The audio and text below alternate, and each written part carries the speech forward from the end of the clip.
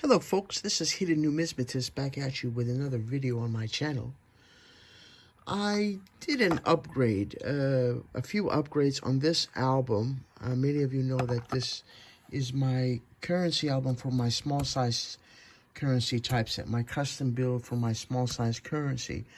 I upgraded a few pieces, and I have a little surprise for you at the very end of this video, where a note that is very important, very pinnacle to a small size United States currency typeset. So I got that about a week ago, and wanted to bring that to you as well. So that's the exciting piece. So let's get started here. And as you know, I have some postal currency and my fractionals. I'm going to go quickly through these, my friends, because like I said, this album is in a much depth analysis on my channel already. So I don't feel the need to really waste your time by going through it elaborately. This was one that I did upgrade right here. Did upgrade that. I sold the lower grade, maybe made a couple of bucks because how long I had sat on it, and it was still a pretty nice note. So this silver cert was upgraded to a high AU, maybe UNC, if you will. And then, of course, everybody knows the funny back, as they call them in our country. And then we got the Hawaii and the North Africa, all those beautiful silver certs, right? Everybody has seen these 65 million times, but still very historical and important to our nation's currency. I believe this one was upgraded to a crisp uncirculated. That was an easy one. So all these. And I love my $2 bills. I did them in chronological order, as you all know. Starting with the oldest and then working your way through. And when I have a major update like this, I like to bring you the significance of that note to you. Because even though I do mostly coins on this channel, numismatic coins and what have you, and I do bullion, you have my silver bars and what have you, I also am mentally ill to the point where I love currency. Now, the majority of my collection is coins, but I have a good chunk also that is United States currency and foreign currency. Love the nationals. I've seen collectors try to do all the charter banks, and good luck. That's tough. That's like trying to do all the Morgan dollar varieties, or Cohen and Sheldon varieties in early coppers. Here's a Hawaii. The $5 note Hawaii is a little tougher. There's the beautiful North Africa, the yellow seal, North Africa. That's a sweet note. And I believe another one coming up here, I upgraded as well. It's nice when you have a local coin shop that, this is it, that loves currency. In fact, the owner of one of my regular favorite coin shops loves U.S. currency, and he does more of the horse blankets. He doesn't do Confederate States of America like I do for some reason, but he does the United States horse blankets. He loves those. And I showed this typeset album to him, and he was the one that helped me upgrade a few of these. Now, like I said, I mean, with time, these two definitely can be upgraded without any problems.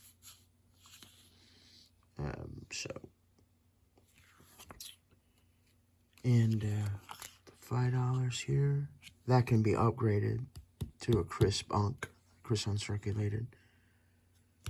That's beautiful. I liked it new.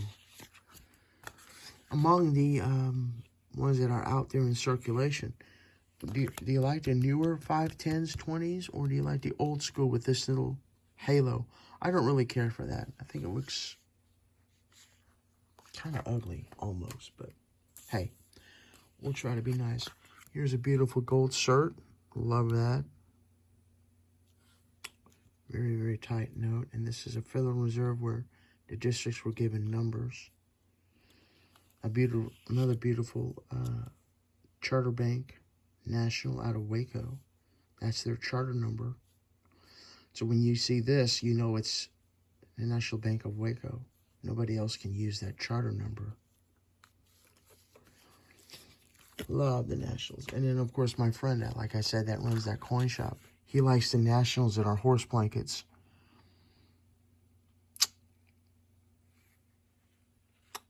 That's a sweet Hawaii 10. Another North Africa.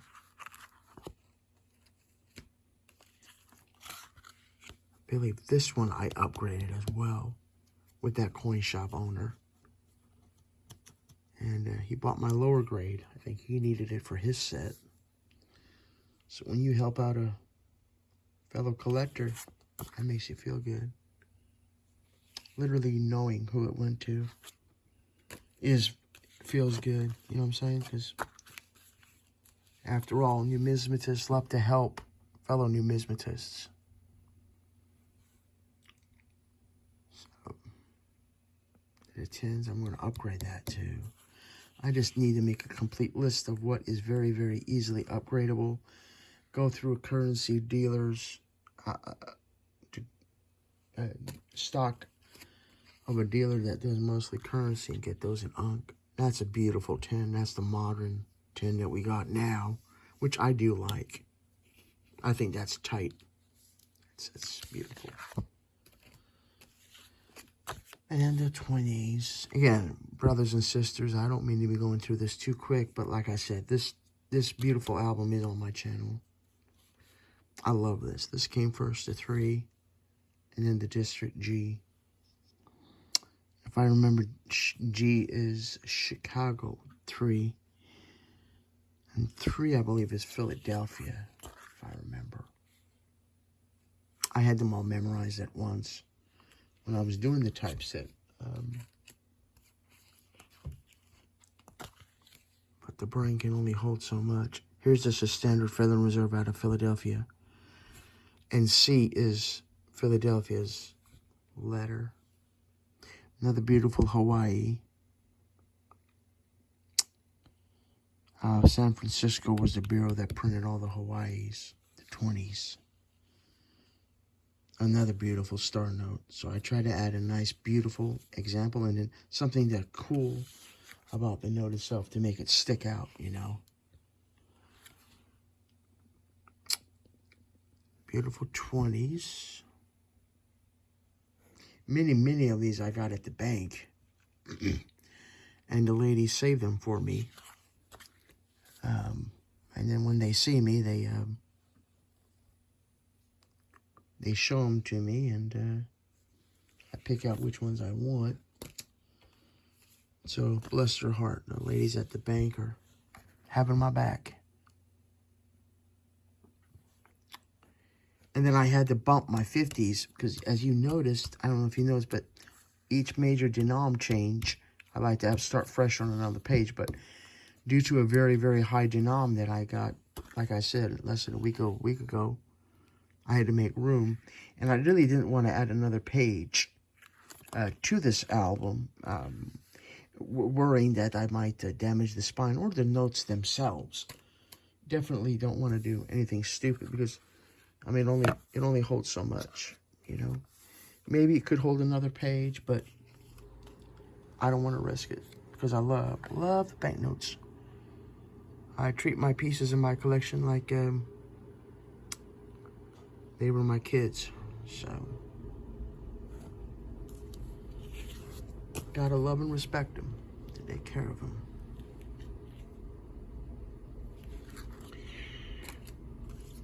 '50s, more 50s. This is the ugly one. I don't like that. They could have done way better, and then thank goodness, boom, hello, like a world of difference. I mean, color. I mean, this is just monotone, grayscale, ugly. And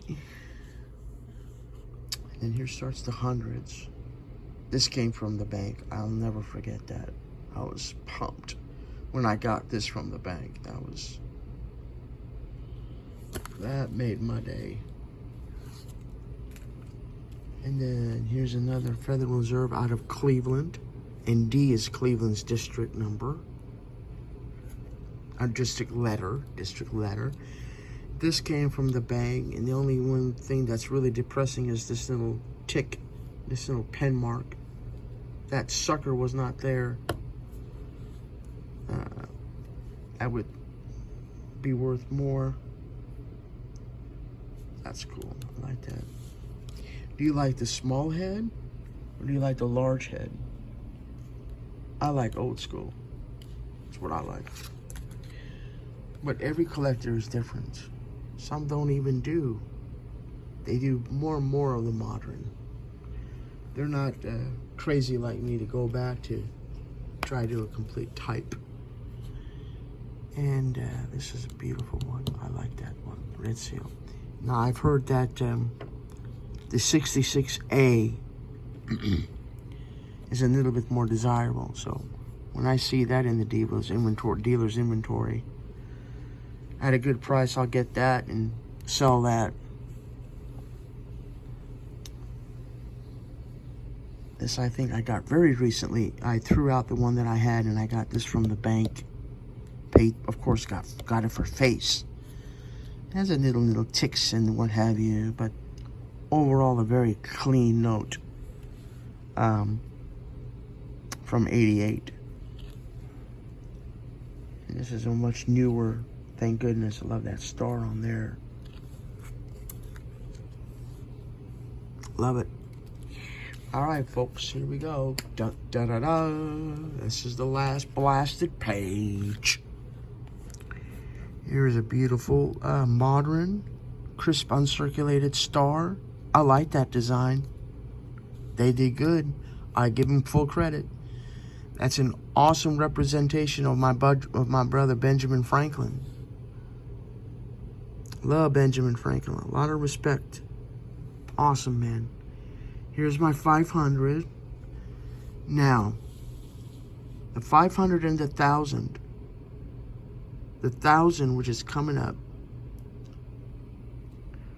This is the highest denomination that was printed for circulation. We did 5,000 and a 10,000, but the 5,000 and the 10,000 were only intended for bank-to-bank transfers from Federal Reserve branch to another Federal Reserve branch. So this technically is the last note that is needed, my friends, for a United States small size typeset. The dealer that I got him from is a Jedi in numismatics, and I asked him, have you ever had a 5,000? He goes, no. So I'm not even remotely going to consider trying to get a $10,000 note. It's just not going to happen, because there's one. This is a set that I put together for circulating notes for folks like you and I back in the day. And this is a very nice note. It's a very fine by the dealer. And he said to me, there is a very slight fold, as you can see here, right there, especially going through Cleveland's brow, cheek. There's a fold. So that's why he conservatively called this a very fine. But he said many dealers, even though there's a slight fold or bend there, many dealers might call this an XF. I'm stoked. I'm pumped. I'm elated that I got it, the 1,000. And as you all know, I stated before how I put them in acid-free, archival quality currency sleeves. These are literally called currency sleeves.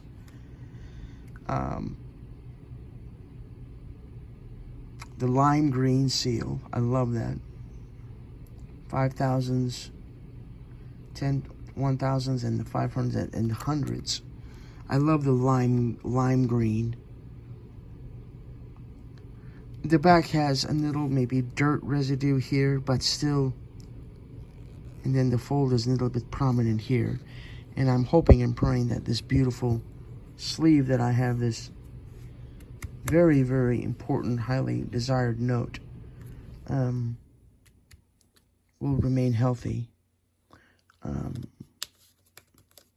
and be happy in my collection for years to come. So this is the upgrade, folks, right here. Yours truly, Hidden Numismatist, finally got the $1,000 Federal Reserve note out of Chicago, series of 1934. No, I will not try to get the 1928. Forget it. I have one type of the 1,000, and my 500 is also a 34. And what's really cool is they're both from the same damn district. That's tight. That just happened by chance. That wasn't anything that was planned by the dealer and I. Because he called me a week ago and said, "Hey, Oz, I got 1,000 for you that you've been looking for." And I mumbled underneath my breath saying, "Oh, my dear Lord." But then again, the price I paid, what I paid for this, I'm getting almost double as an offer already.